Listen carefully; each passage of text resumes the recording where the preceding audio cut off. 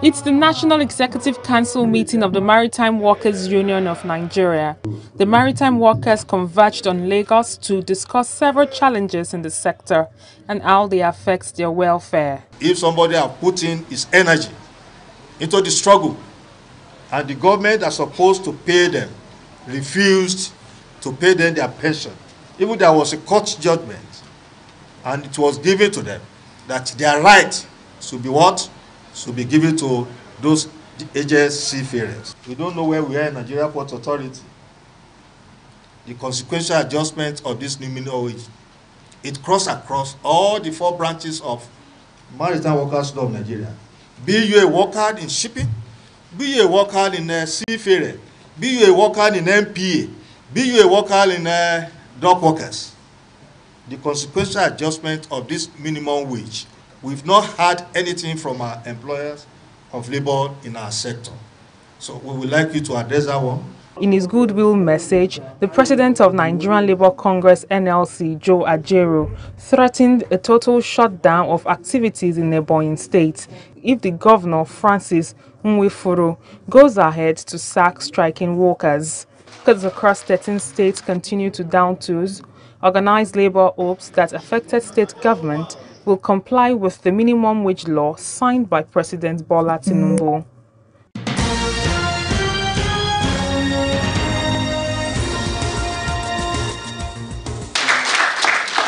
The president of the Medical and Health Workers Union of Nigeria has inaugurated 4 committees to assist with the operation of the union.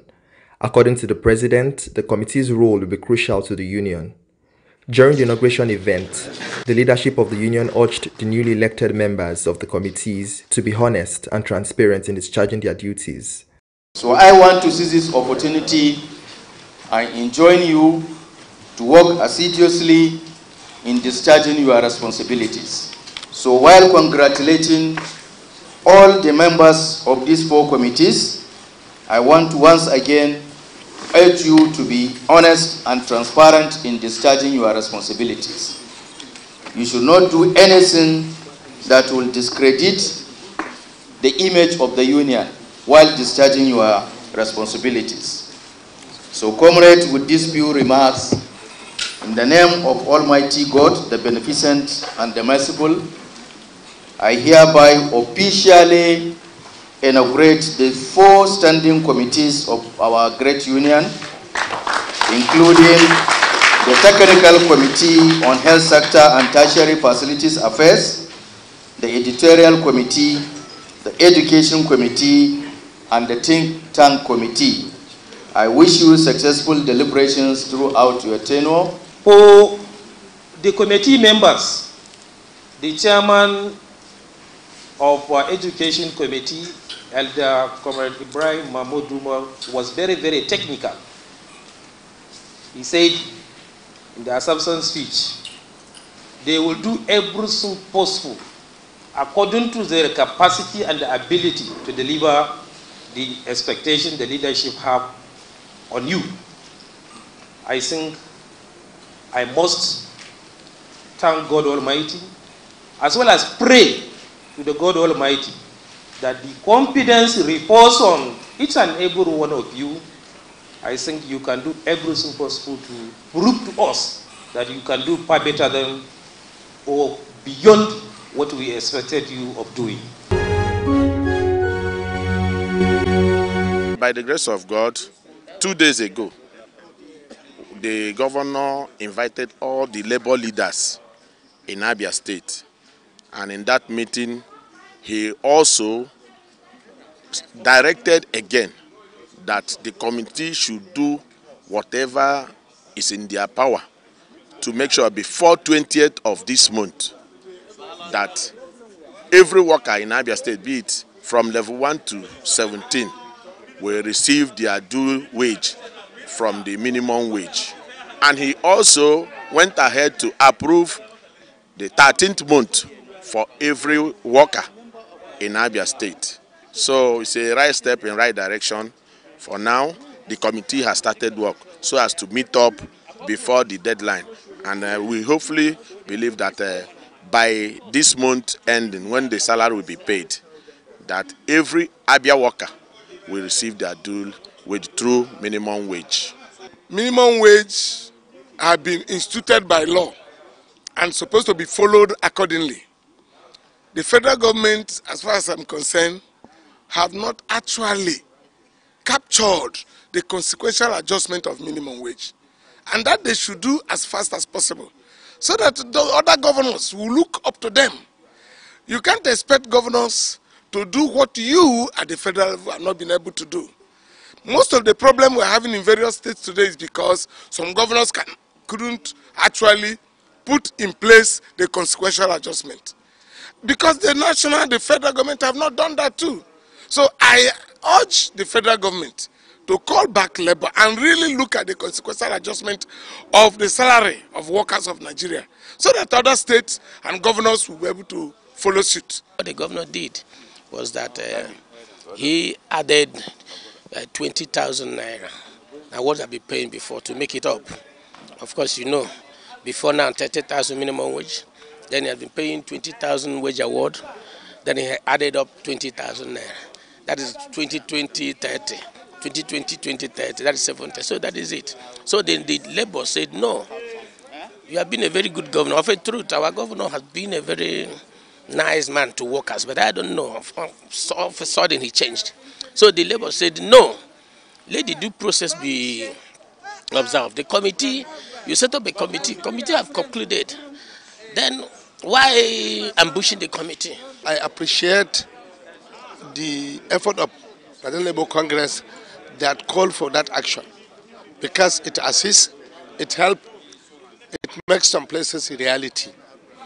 Almost in my own state, we've signed agreement last 3 days ago that is going to pay it unfailingly.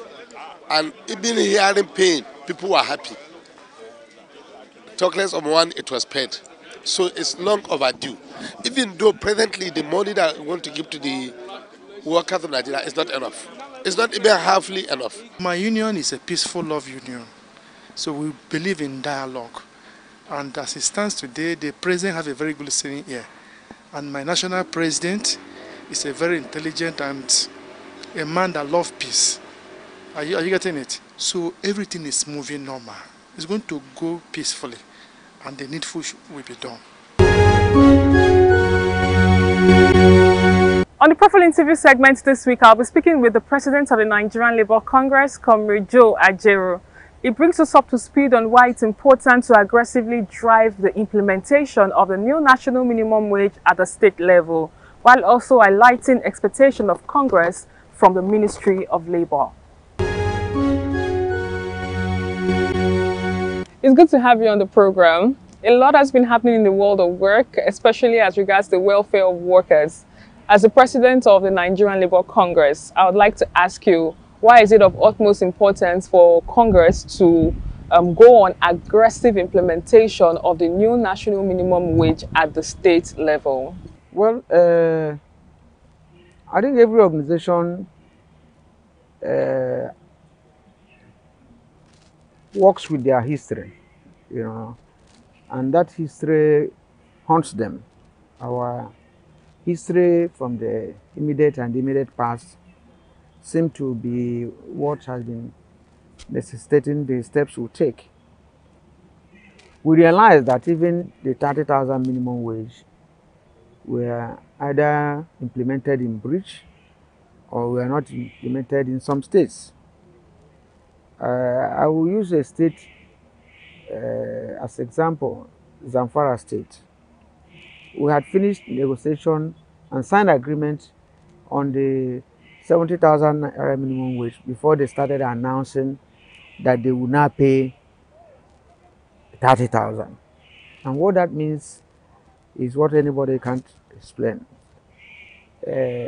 So we needed a renewed vigor to make sure that when we sign an agreement, that agreement is implemented. And the whole essence of collective bargaining is having an agreement.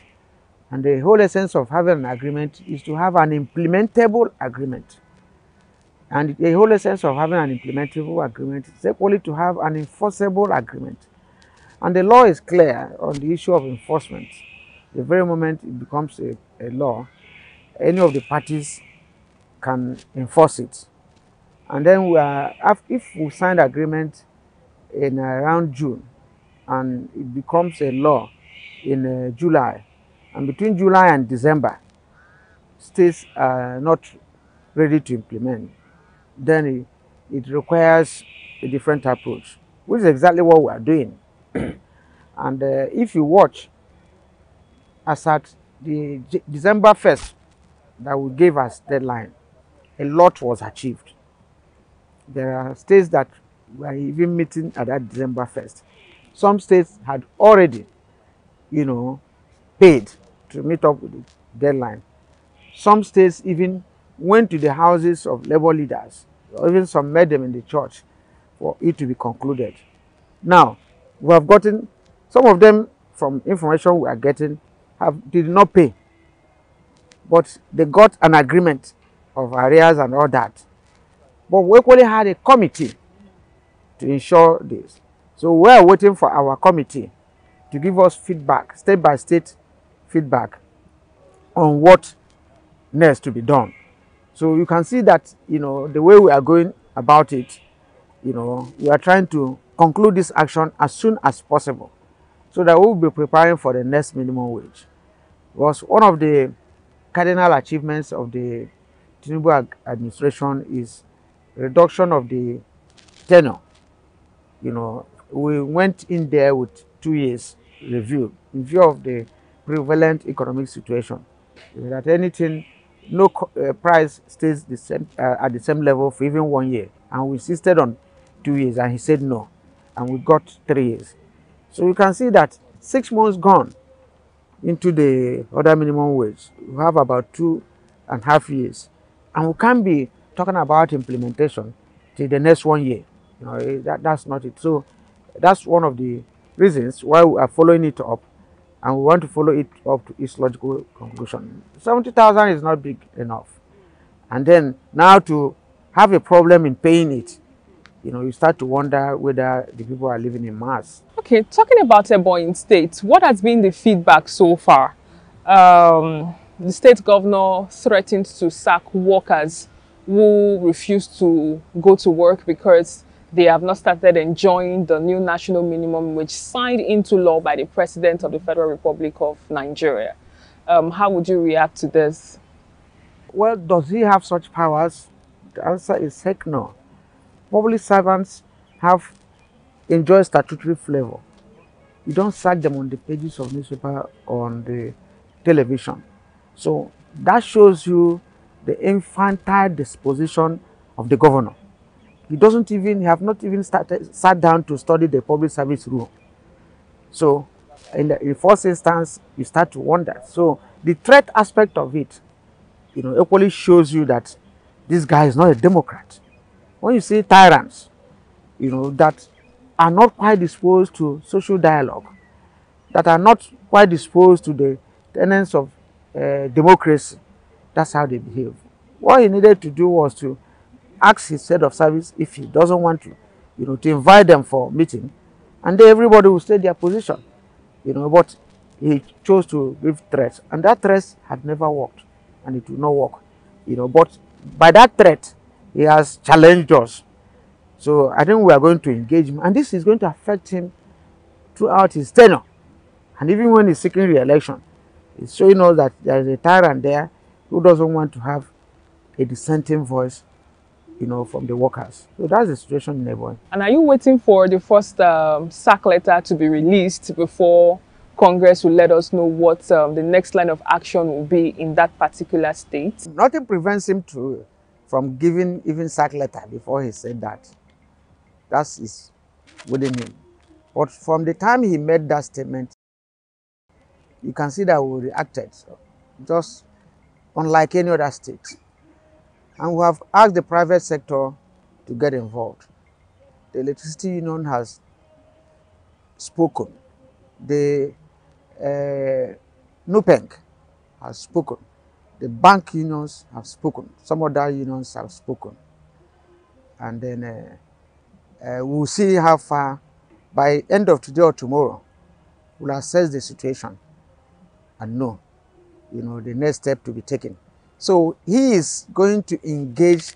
In fact, the way it happened now, the workers there can't call off a strike without a cost to us, the national.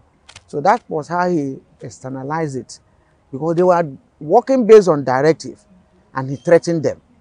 So it's now every union directs their leaders in there. They can't, is beyond him.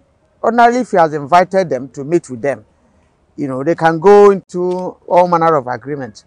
Now that he has met us, he made me to even issue a statement from national. We're interested in that state. Is there any updates as regards the consequential adjustment which arose because of the new national minimum wage? What are the expectations from Labour, owing to the fact that we have lots of workers that have been complaining that what they've received is not what they were actually expecting? The issue of consequential adjustment, normally, the NLC does not, at the national, doesn't go into it. We go into having with the TVC, having a national minimum wage. And when we finish, the National Public Service Negotiating Council goes to the, with the head of service of the Federation and the Salaries and Wages Commission to look at that issue. This year, there was a lot of distortion in it. And by the time we realized, they had signed an agreement. You know, so, and the NLC is not usually party to that agreement. But in order to make sure that what we signed as 70,000 minimum wage enjoys the benefit of even what was agreed at National Public Service Negotiating Council, we asked the state councils of the NLC to take charge, you know, and not the Public Service Negotiating Council in the states, so that we can hold them responsible for whatever will be the outcome of their deliberation. However, if you are to take what the National Public Service Negotiating Council agreed on at the national level, you know, stricto sensus, you will discover that it was about 89,000. The least you can get in that table will be 77,000. Now, in implementing it, alleging to be following what those guys did, people are still now paying 70,000. Anybody paying 70,000 is not in conformity with that circular that was released by the National Public Service Negotiating Council. But because it has been announced that minimum wage is 70,000, they are bastardizing it. So probably after all this, we look at the tables, because the ones that sign agreement in the states, right, they are going to forward the tables and the agreement to our committee so that we'll review it and move forward. We're not handling all these things together, but we'll look at them state by state, table by table, and discover to the level, to the extent. Because some people are saying that, oh, they add 10,000 to their money, they add 5,000, whatever. Is that really, you know, what we negotiated? But that's another step. Until they get this table, you won't know the level of, you know, compliance that we have. Recently in the news, the new Minister for Labour, Employment and Productivity said that his job description does not entail creating jobs for citizens. How would you react to this? And has there been any conversation between the newly appointed minister and organized labor? If I ask you now what is his job, you will not be able to respond to me. If I ask you now that the NLC doesn't even know whether a minister has been appointed, you would think one is being funny. So probably he would define his job. Probably his job does not include, you know, relating with labor, relating with NLC, relating with TVC. Probably that doesn't. So until such a man tells you his job, you know, it will be difficult to comment. You know, because today, whether the man is yellow or is black or is tall, is short, I'm not sure I know. So that's where we are. And ordinarily, the minister in such a sector cannot make pronouncements. The, the stakeholders normally come together. If his job is not employment, then which workers is he relating with? If there are no workers, there will be no unions, there will be no Ministry of Labor. He will not be there, So why is it Ministry of Labor and Employment? I'm trying to ask you, why is the Minister of Labor and Employment? So if his job is not employment, so maybe he's Minister of Labor alone. Employment is not the second leg. And if it is Minister of Labor again, has he met with Labor? Is he doing that? So those are issues that I don't want to comment on. So it doesn't seem as if one is we are focused now. Now with what is happening in states, in companies over minimum wage, has he come out with a statement? Does he know his job? You're a Minister of Labor and there's industrial action flying all over the states. Not a pronouncement. A law signed by the government you are serving, you can't even issue a statement to the state government to comply with the law. And you say your job is, what is his job then? Back to the conversation as regards the new national minimum wage. You particularly have been advocating for periodic increase of the new national minimum wage due to the fact that we've been experiencing inflation in the country. Not just you, Congress as well, and the President of the Federal Republic of Nigeria also assented to that. Owing to the fact that 6 months down the line, not all the states have complied, what will be the expectation going forward so as to ensure that Nigerians earn a decent wage? If you follow this analysis, you discover that it's in clear compliance with our initial position. The initial position was that we want to depend on cost of living index. And you look at inflationary trend, you can have at the end of 2024, if it is 3% adjustment to what is happening. What was the price of Gary before? What is it today? You can get it. To almost all employers, it will not be a heavy weight for them to adjust. Or even when we adjust 10%, 20%, by the time we are reviewing the next 3 years, we factor in all those issues because they will assist in cushioning the effect of what we are passing through. But let me take you back small. Part of the issues the president discussed with us was that he didn't want to take absolute decision for subnationals. That some of them were complaining, and that was why whatever they need to agree as minimum wage, that is not just federal. So he's trying to take them into consideration. Now, by the time you saw the minimum wage, those subnationals the president was talking of decided to do better. You see that states are paying 85. The people he's saying that is taking 70 because of their ability to pay. Some are paying 77, some are paying 75 in that order. That shows you that equally we didn't have accurate statistics state by state, on what we need and what we can afford to pay. So, in as much as they will look at what the subnationals can pay, but it should not be as a matter of protest. If what the governors are telling you they can't pay 60,000, it was at the 60-62 that we estimated before we now move on to the presidency before we got 70. But even at that, the beauty of it all was that even before we finished that negotiation, Edo State was paying 70.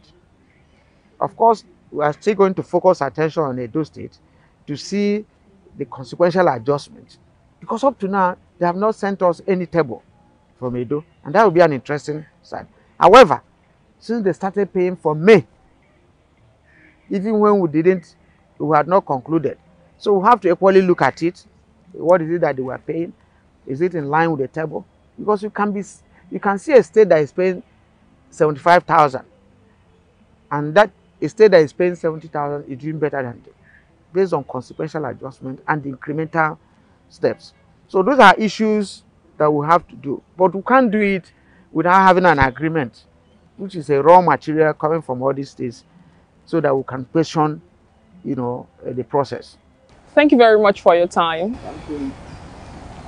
And that's all we can take on today's edition of the program. Join us next week for a fresh edition of the show. I am Sharon Ijason. Thanks for watching, and remember that labor creates wealth.